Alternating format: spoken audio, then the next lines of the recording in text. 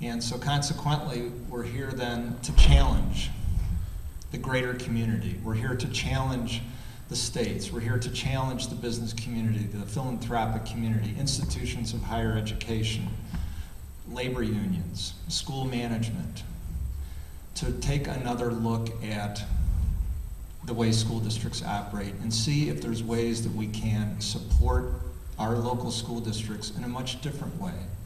So we're here to draw the spotlight, but we're here to challenge. And that's why we're here. At the core, we have 15,000 school districts in this country, and this is where the work occurs, in the 90,000 schools that these 15,000 school districts operate. As Martha alluded to earlier, the silver bullet is what happens in the classroom. And that's what we need to nurture, that's what we need to support as a greater community. One final note, and one thing that hasn't been mentioned so far this afternoon about the contract, which struck me, and I'm somebody who spent my career negotiating contracts and representing school boards before I came to Washington, is the creation of a reform committee. And that reform committee is composed of 3 groups of people: administrators, teachers, and parents.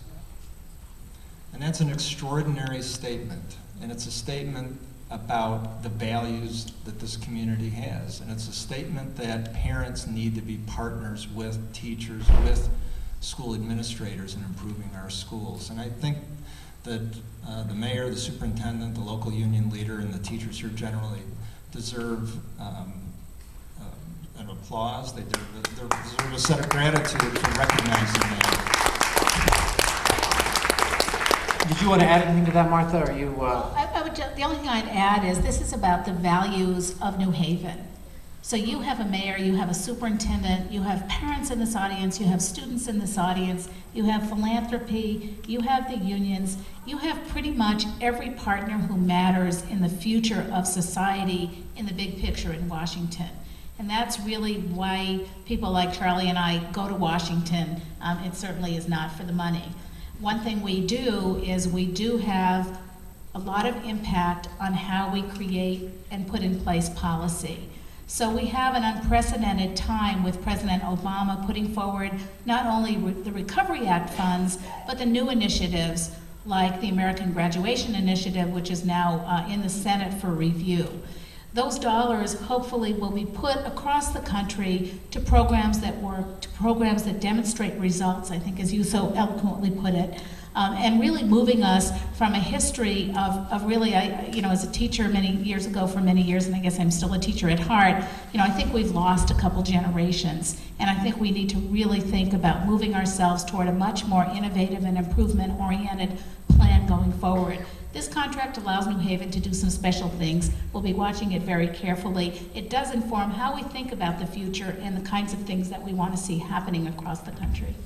Okay, so now that we're all holding hands here, when the superintendent proposes year-round schools with different curriculum and longer school day and all kinds of things that aren't in the existing contract, Mr. Mayor, how, and then I'd like to hear from Randy on this, how are you going to get over these difficult issues that people have struggled with in the past? Why are things different now? Well, if that is indeed the solution, that doesn't have to be the solution for every school. I mean, I think what we've recognized, even on the Board of Education, the 8 of us who are on the board, is we passed these district-wide policies, not acknowledging we have 47 different schools with different opportunities and different challenges. And I think the challenge for us as a board is going to be to support schools that are in very different places in terms of where kids are when they arrive, what challenges they're facing at home, and what opportunities they have to succeed. So this idea of differentiation, recognizing that we should all have the chance to finish the race, but that we don't all start at the same place and need different kinds of support is really important. And then whatever metrics we agree on finally to measure performance, I mean, the proposition here is a growth model, that we're moving kids.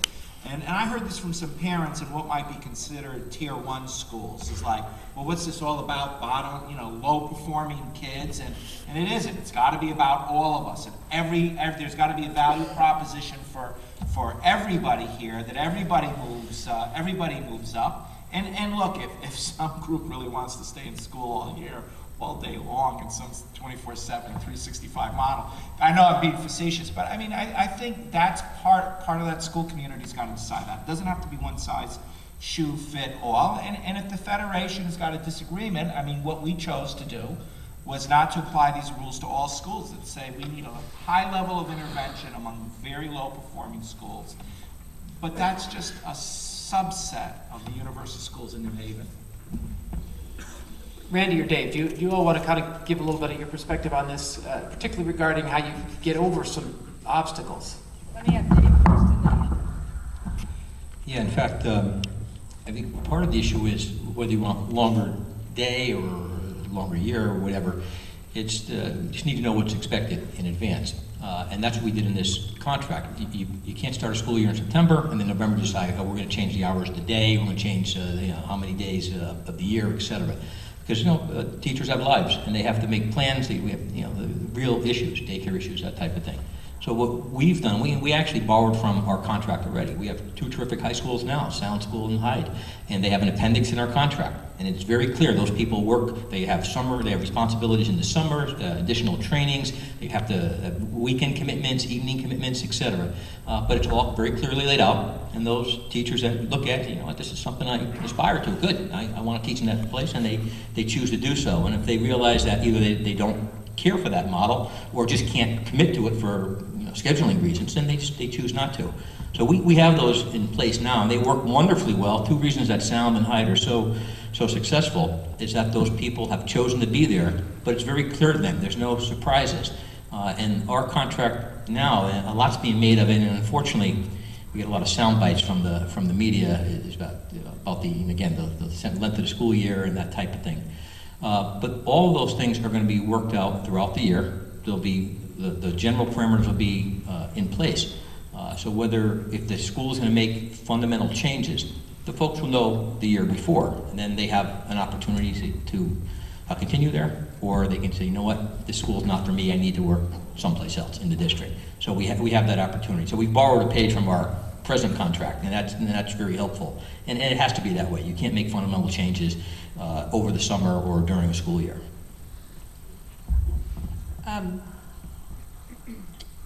One of the things around the country that we've never been good at is replication, sustainability, and capacity building. And as someone who, starts from New York City and has had more people than I care to say ask me if I actually believe in the New Yorker cartoon that says New York City and then the rest of the world. There's what I have learned, also as someone like Charlie, who's negotiated contracts for the last 20 years, what I've learned is that there is a lot to learn from the rest of the country. So for example, what New Haven will teach us here is something that the ABC School District in California is already starting to teach us, which is how to solve problems, not win arguments. And what that process that they go through of how to make a lot of these decisions will be important to study and to learn from. The process of capacity building and sustainability is totally at odds with the way in which we actually do business as educators. And the teachers in the room will, giggle when I say this. Remember the fad of the month, the flavor of the year. Teachers tend to get skeptical because when you have a new superintendent or chancellor, they come in and say, do I have the idea for you? And this is what you're going to do. And when you have the cycle, which we don't have here, of people moving every 2.5, 3 years, it's totally at odds with what we know from research, that you have to build on good practice, you have to figure out ways to sustain, and replication, as opposed to doing the newest, bestest thing, is actually the way you build school systems.